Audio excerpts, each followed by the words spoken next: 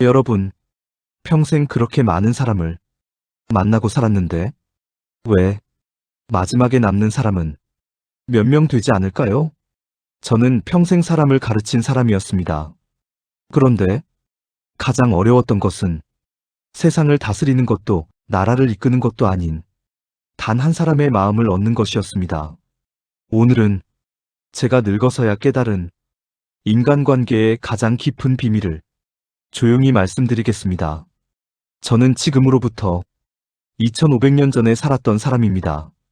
그런데 오늘 여러분께 드릴 이야기는 어제 일어난 일처럼 생생합니다. 아니, 어쩌면 여러분이 지금 이 순간에도 겪고 있는 일일지도 모릅니다. 저는 공구입니다. 사람들은 저를 공자라 부르지요. 2500년 동안 성인이라 불려왔습니다. 논어라는 책에 제 말들이 담겨 있고 수천 년 동안 수많은 사람들이 그 말을 외웠습니다. 하지만 오늘은 그 책에 없는 이야기를 하려 합니다. 제가 살면서 가장 많이 받은 상처가 무엇인지 아십니까? 전쟁이 아닙니다. 가난도 아닙니다. 나라에서 쫓겨난 것도 아닙니다. 바로 사람입니다. 제가 가장 믿었던 사람, 제가 가장 아꼈던 사람, 제가 가장 사랑했던 사람, 그 사람들에게 받은 상처가 가장 깊었습니다. 여러분 중에 지금 이런 분이 계십니까? 평생 자식을 위해 살았는데 그 자식이 연락 한 번 잘 안 한다고 느끼시는 분.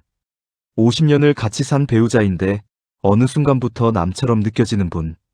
친했다고 생각한 친구가 언제부터인가 낯선 사람이 되어버린 분. 저도 그런 사람이었습니다. 제가 3000명의 제자를 가르쳤다고 합니다. 그중 가장 훌륭하다는 제자가 72명이라고 합니다. 그러니 저는 분명 사람을 잘 아는 사람이어야 했습니다. 그런데 70이 넘어서야 비로소 알았습니다. 저는 사람을 전혀 몰랐다는 것을. 오늘 저 공자가 2500년 전에 배운 것들을 여러분께 드립니다. 이 이야기를 끝까지 들으시면 지금 마음속에 있는 그 묵은 상처 하나를 내려놓으실 수 있을 것입니다. 저는 어릴 때 아버지가 없었습니다. 3살의 아버지를 여의었습니다. 어머니도 일찍 세상을 떠나셨습니다. 저는 가난했고 외로웠습니다. 그래서 더욱 사람이 전부였습니다. 사람만 있으면 된다. 사람만 믿으면 된다. 진심을 다하면 반드시 진심이 돌아온다. 이것이 저의 젊은 시절을 지탱하던 믿음이었습니다. 그리고 그 믿음이 산산이 부서지는 날이 왔습니다. 저는 15살에 배움의 뜻을 세웠습니다. 논어에 이렇게 남겨놓았습니다. 나는 15에 배움의 뜻을 두었다. 지금 이 글을 보시는 어르신들 중에 나는 언제 처음으로 뭔가를 배우겠다고 결심했지? 하고 기억이 나시는 분이 계십니까? 저는 15이었습니다. 배움의 뜻을 세웠다고 했지만 솔직히 말씀드리면 그것은 배움에 대한 뜻이기 이전에 사람에 대한 뜻이었습니다. 사람 사이의 올바른 도리를 배우겠다는 뜻. 사람과 사람이 어떻게 하면 서로를 아끼며 살 수 있는지를 알겠다는 뜻. 왜냐하면 저는 외로웠으니까요. 가족이 없었으니까요. 그래서 사람이 그리웠으니까요. 그 시절에 저는 이렇게 믿었습니다. 사람은 진심으로 대하면 반드시 진심으로 돌아온다. 정직하게 살면 정직한 사람이 곁에 머문다. 인을 행하면 인이 돌아온다. 얼마나 순수한 믿음입니까? 지금 생각하면 웃음이 나옵니다. 하지만 그때는 그것이 진심이었습니다. 제가 30이 조금 넘었을 때 자로라는 제자가 찾아왔습니다. 본명은 중유. 저보다 9살 어렸습니다. 그런데 이 아이가 처음 왔을 때 예의가 없었습니다. 닭깃털로 만든 모자를 쓰고 멧돼지 가죽을 두르고 거들먹거리며 들어왔습니다. 저를 시험하려고 했습니다. 말로, 또 때로는 무력으로. 저는 그런 자로가 오히려 마음에 들었습니다. 거칠지만 솔직했으니까요. 무례하지만 숨기는 것이 없었으니까요. 저는 그 아이에게 예를 가르쳤습니다. 자로는 고집스럽게 저항했습니다. 그러나 결국 제자의 예를 갖추었습니다. 이런 분 주변에 계십니까? 처음에는 거칠고 투박해 보였는데 알고 보면 진국인 사람. 그 사람이 나중에 가장 믿음직한 사람이 되는 경우가 많습니다. 자로가 그랬습니다. 자로가 제자가 된 이후 그 아이는 평생 제 옆을 지켰습니다. 어느 나라를 가든 따라왔습니다. 위험한 길에서는 앞장섰습니다. 누가 저를 비방하면 주먹을 쥐었습니다. 저는 자로를 믿었습니다. 그 믿음이 틀리지 않았습니다. 그런데 말입니다. 자로와 함께 재열하는 제자도 있었습니다. 이 아이는 전혀 달랐습니다. 말을 참 잘했습니다. 논리가 분명하고 언변이 좋았습니다. 처음 만났을 때부터 저는 감탄했습니다. 이 아이는 장차 크게 될 것이다. 그래서 저는 재열을 아꼈습니다. 기대했습니다. 믿었습니다. 그런데 어느 날이었습니다. 강의 시간에 재열가 없었습니다. 찾아보니 낮잠을 자고 있었습니다. 저는 그 순간 처음으로 배신감을 느꼈습니다.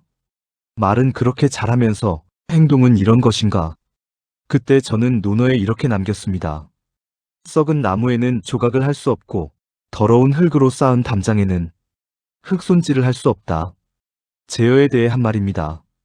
제가 이렇게 직접적으로 제자를 비판한 것은 평생 이 한 번이었습니다. 하지만 이것은 시작에 불과했습니다. 훨씬 더 깊은 배신이 기다리고 있었으니까요. 아내라는 제자가 있었습니다. 제가 3,000명의 제자 중에서 가장 사랑한 아이였습니다. 아내는 가난했습니다. 한 그릇의 밥, 한 표주박의 물로 누추한 골목에 살았습니다.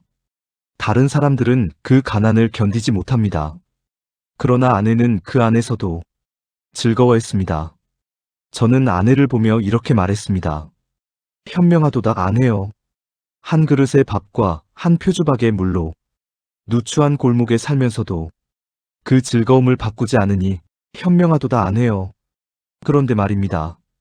저는 아내에게 너무 많은 것을 기대했습니다. 아내가 이렇게 훌륭하니 내 도를 이어받을 것이다.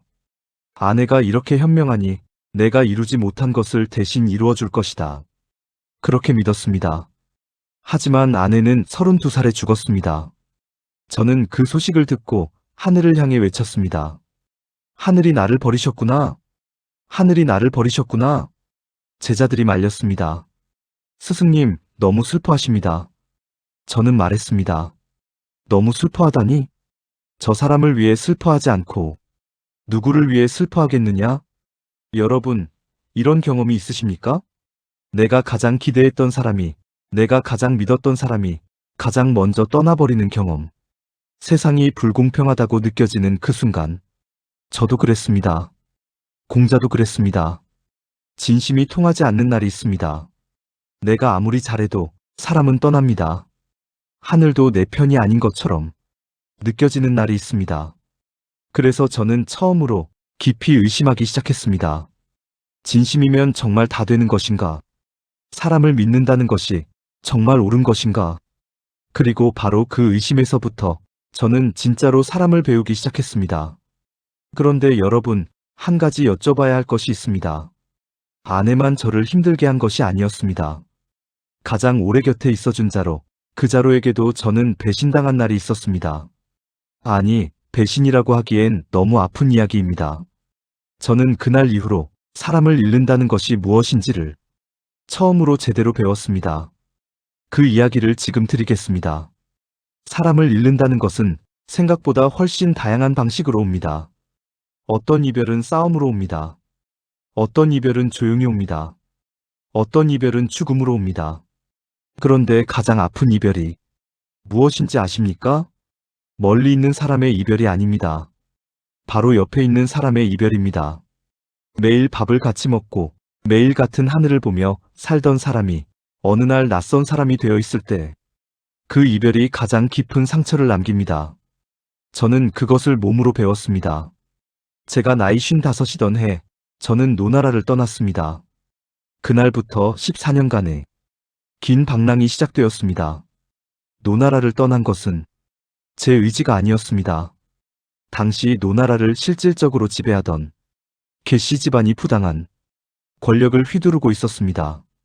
군주는 허수아비였고 신하가 나라를 좌우했습니다. 저는 그것이 옳지 않다고 말했습니다. 그러자 설 자리가 없어졌습니다. 여러분, 이런 경험 있으십니까? 옳은 말을 했는데 오히려 내가 밀려나는 경험. 맞는 말을 했는데 내가 이상한 사람이 되는 경험. 직장에서도 그랬을 수 있고 가족 안에서도 그랬을 수 있습니다. 저도 그랬습니다. 저는 노나라를 떠났습니다. 그리고 위나라로 갔습니다. 위나라에서도 쓰임 받지 못하자 다시 떠났습니다. 진나라, 채나라, 섬나라, 초나라, 수레 한 대의 제자들을 싣고 나라에서 나라로 돌아다녔습니다. 처음에는 희망이 있었습니다. 분명히 어딘가에는 내 도를 알아줄 군주가 있을 것이다. 분명히 어딘가에는 인으로 나라를 다스리고자 하는 사람이 있을 것이다. 하지만 가는 곳마다 벽이었습니다. 가장 힘들었던 것은 진나라와 채나라 사이에서 포위되었을 때입니다. 식량이 떨어졌습니다. 제자들이 굶주렸습니다. 며칠을 굶은 제자들이 쓰러졌습니다. 그때 자루가 제 앞에 섰습니다. 얼굴이 굳어 있었습니다. 그리고 이렇게 물었습니다. 군자도 이런 공공한 처지가 됩니까? 저는 그 물음이 무엇을 말하는지 알았습니다. 선생님은 평생 도를 가르치셨습니다. 인을 가르치셨습니다. 그 도가 옳다면 왜 이런 처지가 됩니까? 하늘은 공평하지 않습니까? 저는 이렇게 대답했습니다. 군자는 물론 곤궁한 처지가 되기도 한다.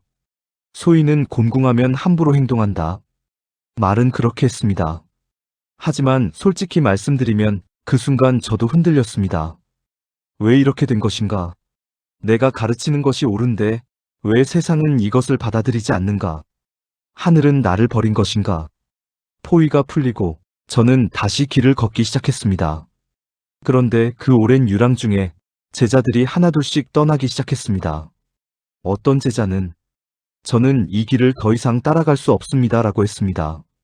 어떤 제자는 다른 나라 군주에게 벼슬을 얻어 떠났습니다.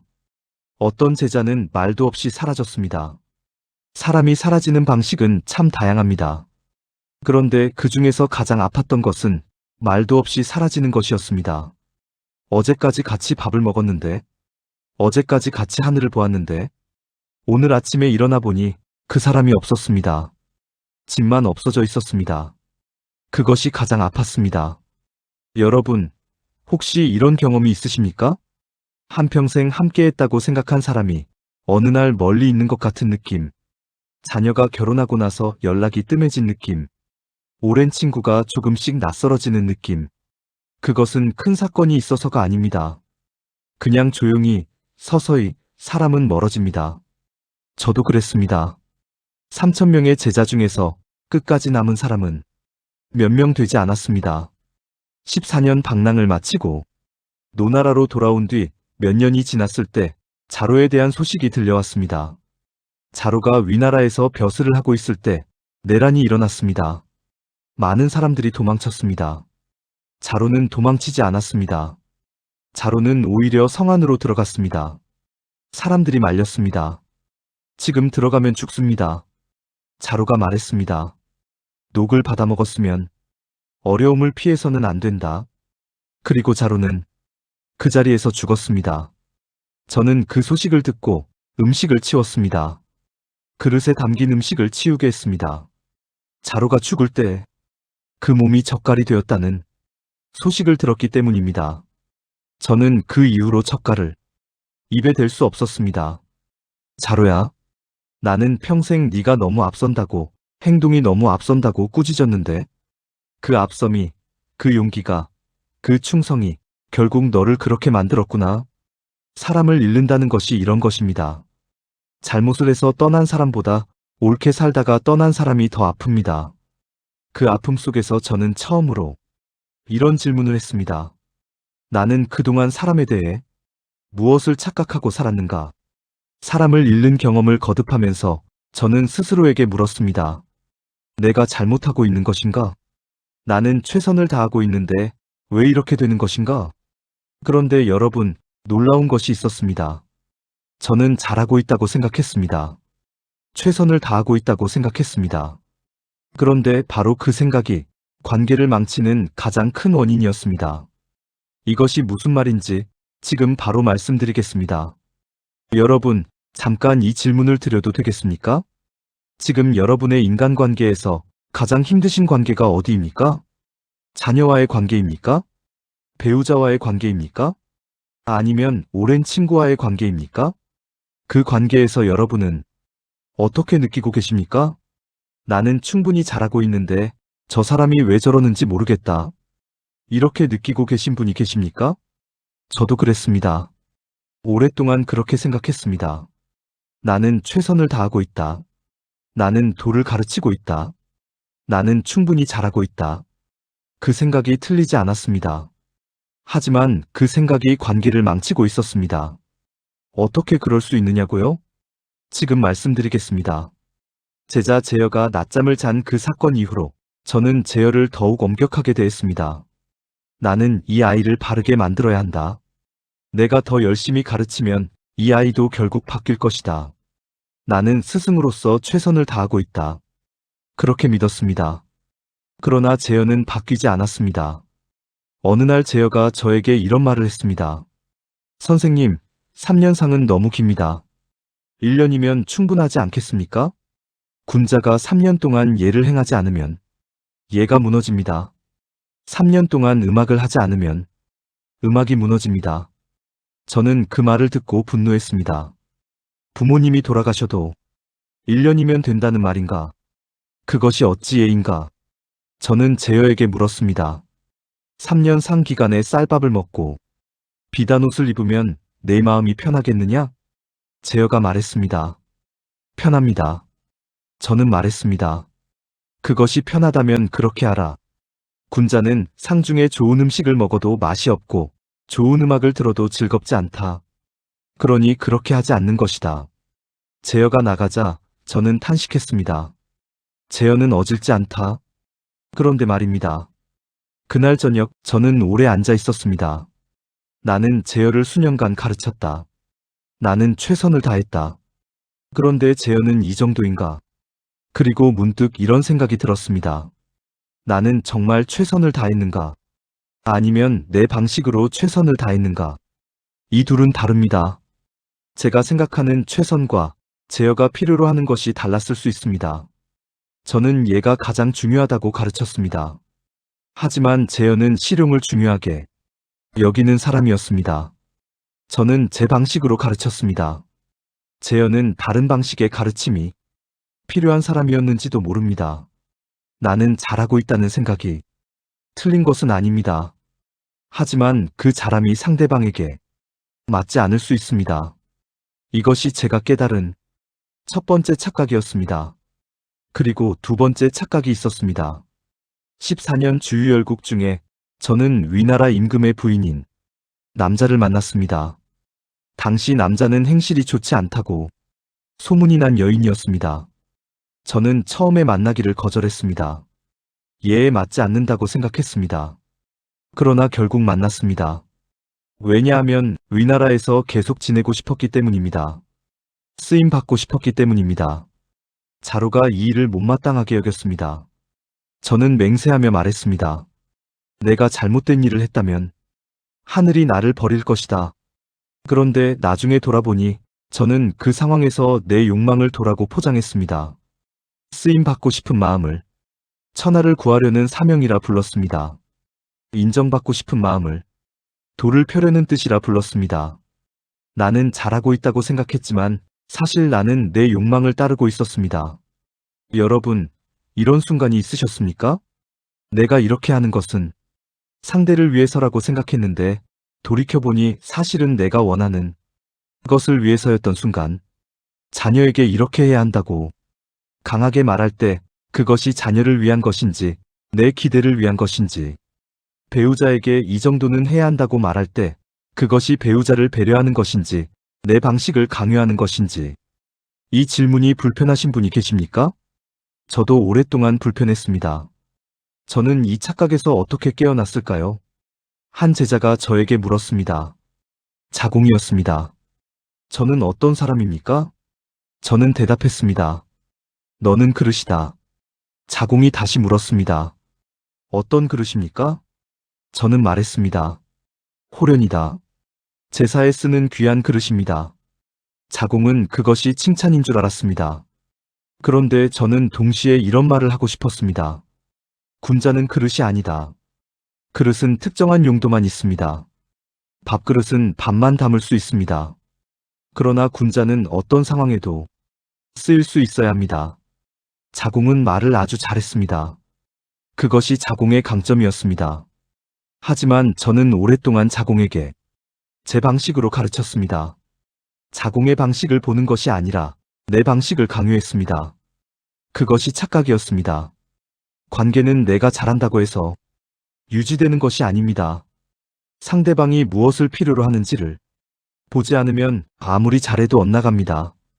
저는 이때 논어에 이렇게 남겼습니다. 처음에 나는 사람에 대해 그 말을 듣고 그 행실을 믿었다. 이제 나는 그 말을 듣고 그 행실을 살핀다. 관계는 노력만으로 유지되는 것이 아닙니다. 이해로 유지되는 것입니다. 그렇다면 어떻게 사람을 이해해야 하는가? 말로 이해하면 안 됩니다. 저는 그것도 배웠습니다. 사람을 이해하려면 그 사람의 행동을 보아야 합니다. 특히 결정적인 순간의 행동을. 그 이야기가 사막에 있습니다. 그리고 그 이야기에는 여러분이 예상하지 못한 반전이 있습니다. 여러분, 주변에 이런 분이 계십니까? 말은 참 잘하는데 행동은 그렇지 않은 사람. 나는 당신을 정말 소중히 여긴다고 말하는데 정작 필요한 순간에 없는 사람. 나는 당신 편이다라고 말하는데 이익이 걸리면 다른 사람 편이 되는 사람. 저는 그런 사람을 정말 많이 만났습니다. 그래서 저는 이렇게 말했습니다. 말이 교묘하고 얼굴빛이 좋은 사람 중에 어진 자가 드물다. 이 말은 단순한 경구가 아닙니다. 제가 살면서 몸으로 배운 것입니다. 오늘은 그 이야기를 드리겠습니다. 14년 주유열국 중에 이런 일이 있었습니다. 저는 위나라의 영공에게 등용되기를 바랐습니다. 영공은 처음에는 저를 예우해 주었습니다. 녹봉도 주고 이야기도 들어주었습니다. 그런데 어느 날 영공이 저에게 군대 배치에 대해 물었습니다. 저는 말했습니다. 저는 제사 지내는 일이라면 배웠습니다만 군사일은 배우지 못했습니다.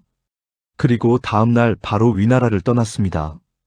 왜냐하면 영공은 도에 관심이 없었습니다. 전쟁에만 관심이 있었습니다. 영공의 말이 아무리 좋아도 그 행동이 그 사람을 보여주었습니다. 말과 행동이 다른 사람. 그것을 저는 위나라에서 배웠습니다. 그런데 더 극적인 이야기가 있습니다. 제 주변에 두 종류의 사람이 있었습니다. 하나는 말이 좋은 사람. 항상 저를 지지한다고 했고 항상 선생님을 따르겠다고 했습니다. 하나는 말이 없는 사람. 그냥 묵묵히 곁에 있었습니다. 자, 이 두 사람 중에 결정적인 순간에 남은 사람은 누구였을까요? 진체지간에서 저와 제자들이 포위되고 굶주렸을 때였습니다. 며칠을 굶은 상황에서 제자들이 하나씩 흔들리기 시작했습니다. 자공이 저에게 왔습니다. 선생님, 저는 지금 이 상황을 이해할 수 없습니다. 선생님의 도가 올바른데 왜 이런 처지가 됩니까? 선생님의 도를 조금 낮추는 것이 어떻겠습니까? 자공은 명석한 제자였습니다. 현실적이었습니다.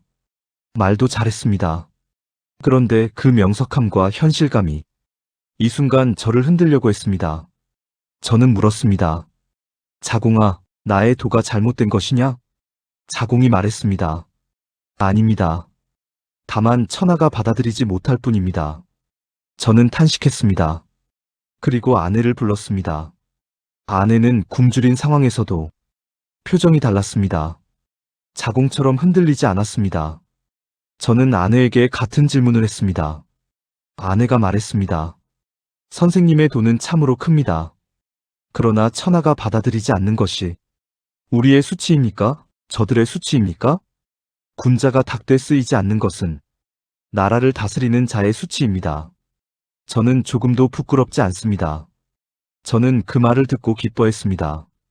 같은 상황에서 자공과 아내의 반응이 달랐습니다. 둘 다 똑똑한 제자였습니다. 둘 다 저를 따르는 사람이었습니다. 그러나 어려운 순간 그 사람의 본질이 드러났습니다. 여러분, 놀라운 이야기를 드리겠습니다. 자로는 말이 많지 않았습니다. 논리적이지도 않았습니다. 때로는 투박했고 때로는 앞뒤를 가리지 못했습니다. 저는 자로를 평생 꾸짖었습니다. 너무 앞선다고, 생각을 먼저 하라고, 예를 갖추라고. 그런데 자로가 위나라 내란에서 죽을 때 이런 말을 했습니다. 군자는 죽어도 갓을 벗지 않는다. 죽음 앞에서 갓끈을 고쳐 매고 죽었습니다. 저는 그 이야기를 들었을 때 한동안 말을 잃었습니다. 자로는 평생 말이 앞섰습니다. 그런데 진짜 결정적인 순간에 그 누구보다 품위 있게 행동했습니다. 반면 말을 잘하던 사람들은 어려운 순간에 흔들렸습니다. 이것이 사람을 보는 눈입니다. 평소의 모습이 아닙니다. 이익이 걸린 순간, 두려움이 앞서는 순간, 아무도 보지 않는 순간, 그때 그 사람의 진짜 모습이 나옵니다. 여러분 주변에 이런 분이 계십니까? 말은 별로 없는데 정작 힘들 때 조용히 곁에 와 있는 사람. 내가 도와줄게라고 말하지 않아도 어느새 옆에 앉아 있는 사람. 그 사람이 진짜 사람입니다. 말이 좋은 사람보다 결정적인 순간에 행동하는 사람. 그런 사람을 찾으십시오. 그리고 그런 사람을 절대로 잃지 마십시오. 그런데 이상한 것이 있습니다. 진짜 사람, 진짜 관계. 그것을 알았으면 이제 행복해야 하지 않겠습니까? 그런데 저는 여전히 힘들었습니다. 왜냐하면 가장 가까운 사람들과의 관계에서 계속 상처를 받았기 때문입니다. 그것은 행동을 보는 것과는 다른 문제였습니다. 더 깊은 문제였습니다. 지금부터 그 이야기를 드리겠습니다. 여러분, 이 질문을 드려도 되겠습니까? 살면서 가장 아픈 말을 들은 것이 언제입니까? 그리고 그 말을 한 사람이 누구입니까? 낯선 사람이었습니까? 아니면 가장 가까운 사람이었습니까? 대부분은 가장 가까운 사람입니다. 낯선 사람의 욕은 사실 그렇게 아프지 않습니다. 저 사람은 나를 모르니까 하고 넘어갈 수 있습니다. 그런데 수십 년을 함께 산 배우자가 한 말, 자식이 던진 말, 오랜 친구의 말, 그것이 칼보다 더 깊이 박힙니다. 왜 그럴까요? 왜 가장 사랑하는 사람이 가장 아픈 말을 할 수 있는 것인가? 저는 이것을 이해하는데 70년이 걸렸습니다. 저에게는 아들이 있었습니다. 이름은 이자는 빼고 아들도 제 제자였습니다. 그런데 제 제자들 중 아들에게 가장 엄격했습니다. 어느 날 제자 진강이 아들 빼고에게 물었습니다. 스승님께서 아드님에게만 특별히 가르쳐 주시는 것이 있지 않습니까? 빼거가 대답했습니다. 없습니다. 아버지께서 홀로 서 계실 때 지나갔더니 시를 배웠느냐? 고 물으셨습니다. 아직 못 배웠다고 했더니 시를 배우지 않으면 말을 할 수 없다고 하셨습니다. 다른 날에는 예를 배웠느냐? 고 물으셨습니다. 못 배웠다고 했더니 예를 배우지 않으면 설 수 없다고 하셨습니다. 그게 전부입니다. 진강은 이 말을 듣고 기뻐했습니다. 군자는 자기 아들을 멀리한다는 것을 알았습니다. 군자는 자기 아들을 멀리한다. 이 말이 이상하게 들리십니까? 저는 아들에게 특별한 것을 더 가르치지 않았습니다. 왜냐하면 가르치는 사람이 가르치는 대상에게 너무 가까이 가면 객관성을 잃기 때문입니다. 자식에게 기대가 생기고 그 기대가 가르침을 왜곡시킵니다. 네가 더 잘해야 한다는 마음이 생기고 왜 이것도 못하느냐는 실망이 생깁니다. 그것이 상처가 됩니다. 저는 제자들에게 각각 다르게 가르쳤습니다. 자로가 들으면 바로 행해야 합니까? 라고 물었을 때 저는 말했습니다. 부형이 있는데 어찌 바로 행하겠느냐? 즉, 먼저 상의하라는 뜻이었습니다. 자로가 너무 앞서는 성격이었기 때문입니다. 같은 날 염유가 같은 질문을 했을 때 저는 말했습니다. 들으면 바로 행해야 한다. 염유는 너무 물러서는 성격이었기 때문입니다. 제자 공서화가 이상하게 여겨 물었습니다. 왜 같은 질문에 다른 대답을 하십니까? 저는 말했습니다. 염유는 물러서는 성격이라 나아가게 한 것이고 자로는 남보다 앞서려는 성격이라 물러나게 한 것이다. 이것이 사람을 대하는 방식입니다. 상대방을 보고 상대방에게 맞는 방식으로 다가가는 것. 그런데 가까운 사람에게는 이것이 어렵습니다. 가까우면 기대가 생깁니다. 그리고 기대는 내 방식을 강요하게 만듭니다. 이 정도는 해줘야지. 이건 당연한 것 아니야? 내가 이렇게 해주는데 저 정도는 해야 하지 않겠어?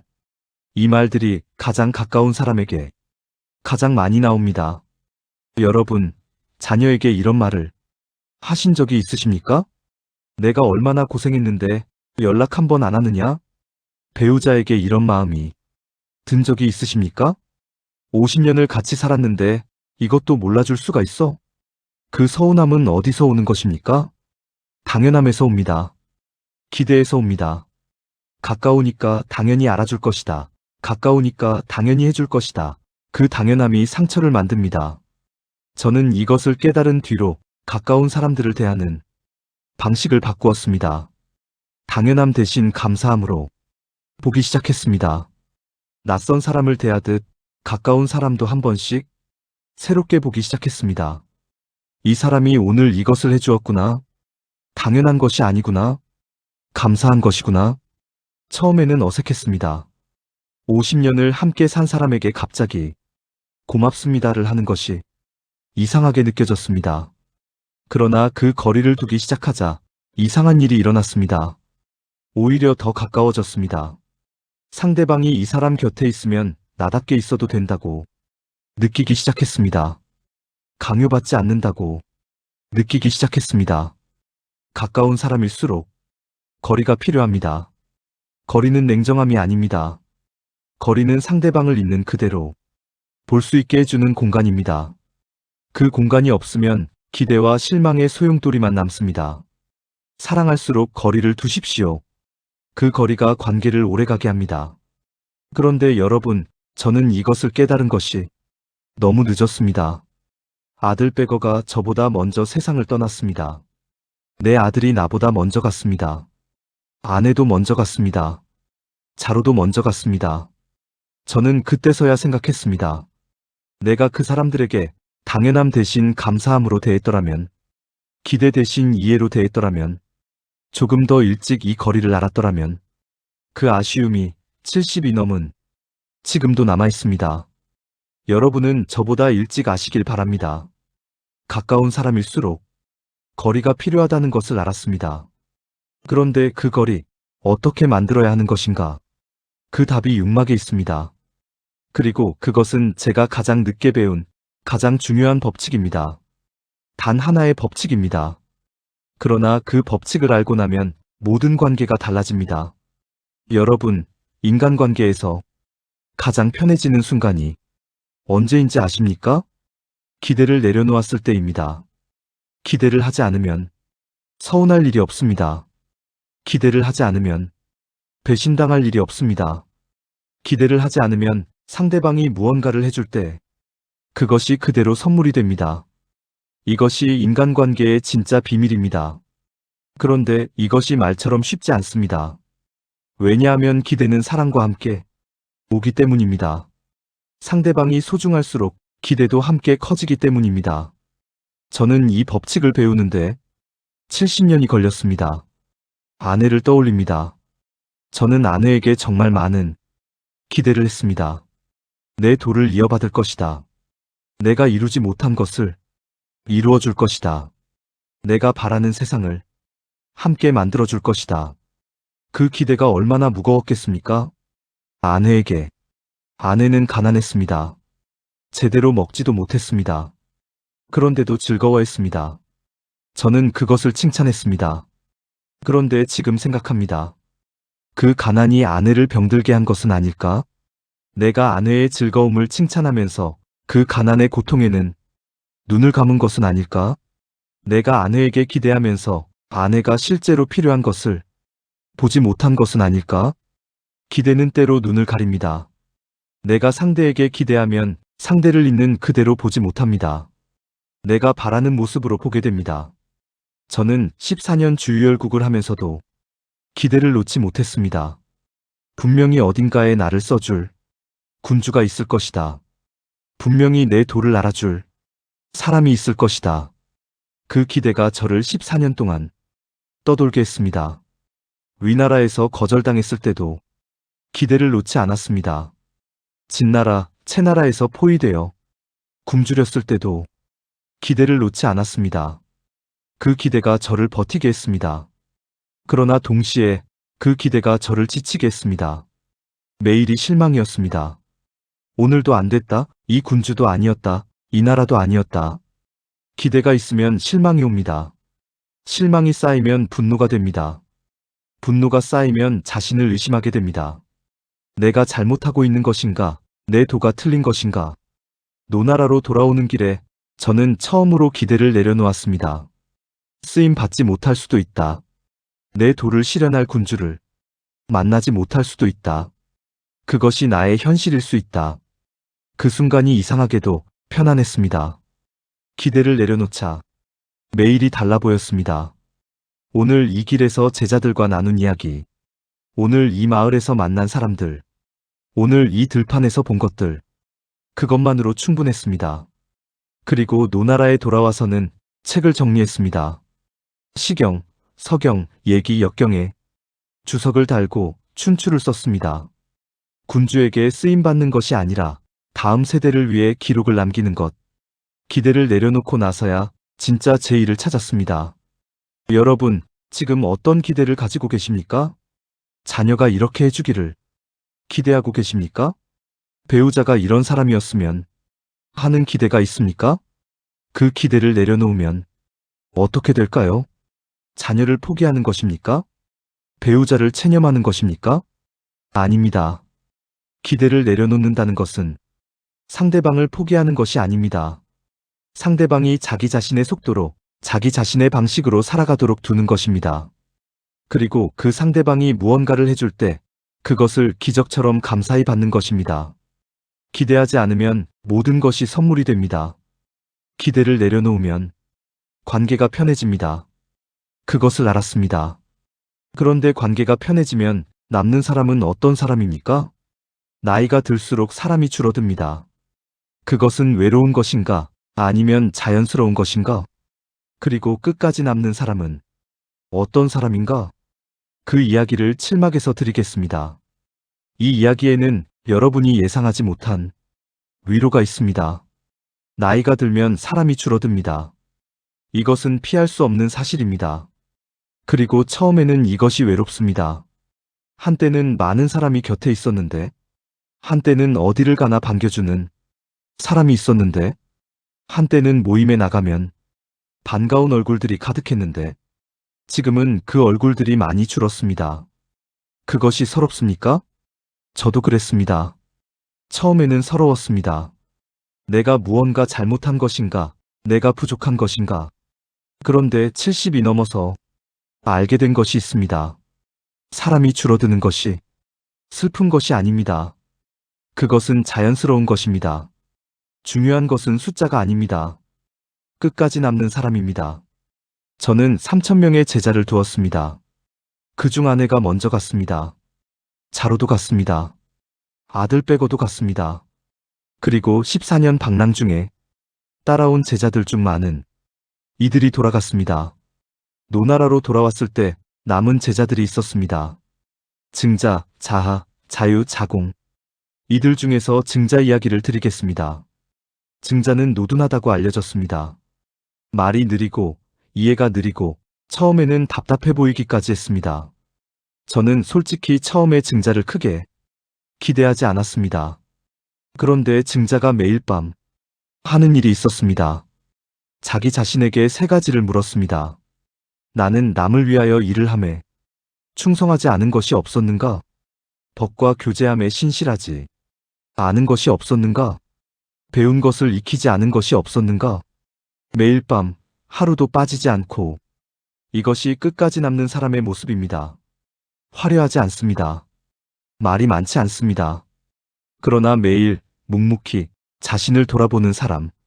그리고 자공 이야기를 드리겠습니다. 자공은 말을 잘했습니다. 외교 능력이 뛰어났습니다. 노나라가 위기에 처했을 때 자공 혼자서 5나라를 설득했다는 이야기도 있습니다. 저는 자공을 아꼈습니다. 그러나 솔직히 말씀드리면 자공은 현실적인 사람이었습니다. 진체지간에서 굶주렸을 때 자공은 도를 낮추는 것이 어떻겠냐고 했습니다. 그래서 저는 자공이 끝까지 남을지 확신하지 못했습니다. 그런데 제가 세상을 떠난 뒤에 이야기를 제자에게서 들었습니다. 제가 세상을 떠나자 다른 제자들은 3년 상을 마치고 떠났습니다. 그것도 충분한 것이었습니다. 3년은 부모에게 바치는 상입니다. 그런데 자궁만은 떠나지 않았습니다. 3년이 지나고도 혼자 남아 제 무덤 옆에 집을 짓고 3년을 더 지켰습니다. 6년을. 저는 그 이야기를 듣고 처음에 믿기지 않았습니다. 말이 앞서던 자궁이, 현실적이던 자궁이, 진체에서 흔들렸던 자궁이, 그 자궁이 6년을 지켰습니다. 끝까지 남는 사람은 처음부터 완벽한 사람이 아닙니다. 흔들리기도 하고, 부족하기도 하고, 때로는 실망스럽기도 한 사람. 그러나 그럼에도 불구하고 끝까지 남는 사람. 그 사람이 진짜 사람입니다. 여러분, 지금 곁에 그런 분이 계십니까? 항상 완벽하지는 않지만 그래도 곁에 있어주는 사람. 말이 많지 않지만 힘들 때 조용히 옆에 오는 사람. 화려하지 않지만 언제나 그 자리에 있는 사람. 그 사람이 여러분의 자궁입니다. 여러분의 증자입니다. 그 한 사람이 인생을 지탱합니다. 많은 사람이 필요하지 않습니다. 단 한 사람이면 됩니다. 끝까지 남아주는 단 한 사람. 그 사람에게 오늘 마음을 전하십시오. 별말하지 않아도 됩니다. 있어주어 고맙다는 것을 느끼게 해주십시오. 끝까지 남는 사람을 알았습니다. 이제 마지막 이야기를 드릴 차례입니다. 저는 70이 되어서야 마음이 하고자 하는 바를 따라도 법도를 넘지 않았습니다. 그 경지에 이르기까지 가장 마지막에 배운 것이 무엇인지 아십니까? 그것이 인간관계의 가장 근본적인 진실입니다. 그리고 그것은 지금 여러분이 힘들게 하는 그 사람에 대한 이야기입니다. 여러분, 지금 여러분의 삶에서 가장 힘들게 하는 사람이 누구입니까? 그 사람을 바꾸고 싶으신 적이 있으십니까? 저도 그랬습니다. 평생 사람을 가르쳤으니 사람을 바꿀 수 있다고 믿었습니다. 좋은 말을 하면 바뀐다. 오래 가르치면 바뀐다. 진심을 다하면 바뀐다. 그런데 70이 되어서야 알았습니다. 사람은 바꿀 수 없습니다. 충격적으로 들리십니까? 교육자가 사람을 바꿀 수 없다고 말하다니. 하지만 들어주십시오. 이 말이 포기가 아닙니다. 이것이 가장 깊은 이해의 시작입니다. 제어를 바꾸려 했습니다. 바뀌지 않았습니다. 자로를 바꾸려 했습니다.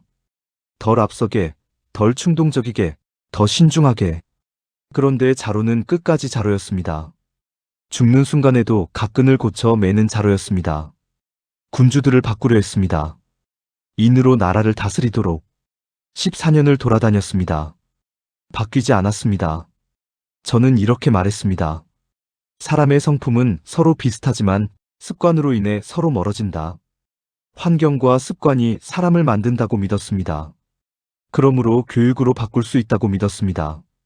그것은 틀리지 않았습니다. 하지만 그 변화는 반드시 그 사람 자신이 원해야 합니다.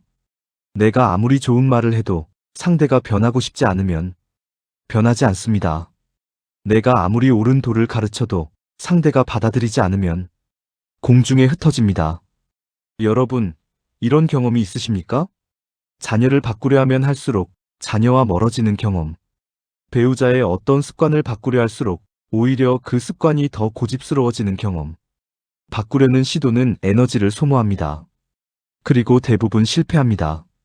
실패하면 원망이 생깁니다. 왜 이 사람은 바뀌지 않는가? 그 원망이 쌓이면 관계가 무너집니다. 개강자가 저에게 정치에 대해 물었습니다. 무도한 자를 죽여서 도가 있는 대로 나아가면 어떻겠습니까? 저는 말했습니다. 그대가 정치를 하매 어찌 사람을 죽임을 쓰겠습니까? 그대가 선하고자 하면 백성이 선해질 것입니다. 군자의 덕은 바람이고 소인의 덕은 풀이니 풀 위에 바람이 불면 풀은 반드시 눕습니다. 사람을 강제로 바꾸려 하면 안 됩니다. 그 사람 곁에서 내가 먼저 바뀌면 그 바람에 풀이 눕듯이 상대도 서서히 움직입니다. 사람을 바꾸려 하지 말고 이해하십시오. 이해한다는 것은 무엇입니까? 저 사람은 저런 사람이구나. 이 한마디입니다. 저 사람이 나쁜 것이 아닙니다. 저 사람이 틀린 것이 아닙니다. 그냥 저런 사람입니다. 나와 다를 뿐입니다. 이 순간 저항이 사라집니다. 저항이 사라지면 마음이 편해집니다. 마음이 편해지면 관계가 편해집니다. 제어를 이해했을 때 저는 더 이상 제어에게 분노하지 않았습니다. 제어는 실용을 중요시하는 사람입니다. 그것이 제어입니다. 그것으로 충분합니다. 자로를 이해했을 때 자로의 앞섬이 결점이 아니라 용기로 보이기 시작했습니다. 자로는 앞서는 사람입니다. 그것이 자로를 자로답게 만드는 것입니다. 지금 여러분의 곁에 있는 사람 중에 바꾸고 싶은 사람이 있으십니까? 그 사람의 어떤 점이 마음에 들지 않으십니까? 그것을 바꾸려 하지 마십시오. 대신 이렇게 생각해 보십시오. 저 사람은 저런 사람이구나. 그것이 저 사람이구나. 처음에는 쉽지 않습니다. 하지만 그렇게 생각하는 순간 이상한 일이 일어납니다. 그 사람이 덜 미워집니다. 그리고 그 사람의 다른 면이 보이기 시작합니다. 저는 이것을 70이 넘어서야 알았습니다. 아내에게 알아주었더라면, 자로에게 알아주었더라면, 아들 빼고에게 알아주었더라면 너무 늦었습니다. 그러나 지금이라도 압니다. 그리고 여러분에게 드릴 수 있습니다. 여러분 중에 자녀에게 섭섭한 분이 계십니까? 그 자녀가 나쁜 사람이 아닙니다. 그 자녀는 그런 사람입니다. 배우자에게 서운한 분이 계십니까? 그 배우자가 잘못된 사람이 아닙니다. 그 배우자는 그런 사람입니다. 오랜 친구와 사이가 멀어진 분이 계십니까? 그 친구가 나쁜 사람이 아닙니다. 그 친구는 그런 사람입니다. 그 모든 사람이 자기 자신일 뿐입니다. 그리고 여러분도 여러분 자신일 뿐입니다. 완벽한 사람은 없습니다. 완벽한 관계도 없습니다. 그러나 이해하는 마음이 있으면 불완전한 관계도 아름다울 수 있습니다. 저는 이제 나이 71입니다. 몸이 많이 쇠했습니다. 더 이상 강하게 걸을 수 없습니다. 제가 세상을 떠나기 전 마지막 꿈을 꾸었습니다. 두 기둥 사이에 앉아 제사를 받는 꿈. 저는 그것이 무엇을 뜻하는지 알았습니다. 그래서 제자 자공에게 말했습니다. 태산이 무너지려 하는구나. 들보가 부러지려 하는구나. 그리고 눈물을 흘렸습니다. 저는 평생 많이 울었습니다. 아내가 죽었을 때, 자로가 죽었을 때, 뜻을 펼치지 못했다는 것을 알았을 때, 그러나 그 눈물이 부끄럽지 않습니다. 눈물은 사람이 사람에게 묶여있다는 증거이기 때문입니다. 여러분, 저는 냇가에서 흘러가는 물을 보며 이렇게 말했습니다. 흘러가는 것이 이와 같구나. 밤낮을 쉬지 않는구나. 사람도 그렇습니다. 왔다가 갑니다. 어떤 사람은 잠깐 흘러가고 어떤 사람은 긴 시간 함께 흐릅니다. 그 흐름을 억지로 막으려 하면 서로가 힘들어집니다. 흘러가야 할 사람은 흘러가도록 두고 남아야 할 사람은 자연히 남습니다. 사람 때문에 힘드셨던 시간들, 이제는 내려놓으십시오. 그리고 조용히 말해보십시오. 그래, 그럴 수도 있지. 그 한마디가 여러분의 남은 인생을 훨씬 편하게 만들어줄 것입니다. 그것은 포기가 아닙니다. 용서입니다. 그 사람에 대한 용서이기도 하고 완벽하지 않았던 자기 자신에 대한 용서이기도 합니다. 저는 이것을 70이 넘어 알았습니다. 여러분은 저보다 조금 더 일찍 아시기를 바랍니다. 그것이 2500년 전 공자가 드리는 마지막 선물입니다. 공자의 말씀 중에 이런 것이 있습니다. 배우고 때때로 익히면 또한 기쁘지 아니한가. 오늘 배운 것을 삶에서 한번 익혀보십시오. 한 사람에게 기대를 내려놓아 보십시오. 한 사람을 바꾸려 하지 말고 이해해 보십시오. 그리고 오래 연락하지 못한 그 한 사람에게 오늘 연락해 보십시오. 여러분, 오늘 함께 해주셔서 진심으로 감사드립니다. 저는 여러분을 사랑합니다. 오늘 하루도 참 잘 살아오셨습니다. 오늘 이야기가 마음에 닿으셨나요? 이 채널은 따뜻하고 뭉클한 순간들을 전합니다. 좋아요와 구독은 저에게 큰 힘이 됩니다. 그리고 이 이야기가 당신의 누군가에게 닿았으면 하는 마음으로 공유도 부탁드릴게요. 다음 이야기로 찾아오겠습니다. 고맙습니다.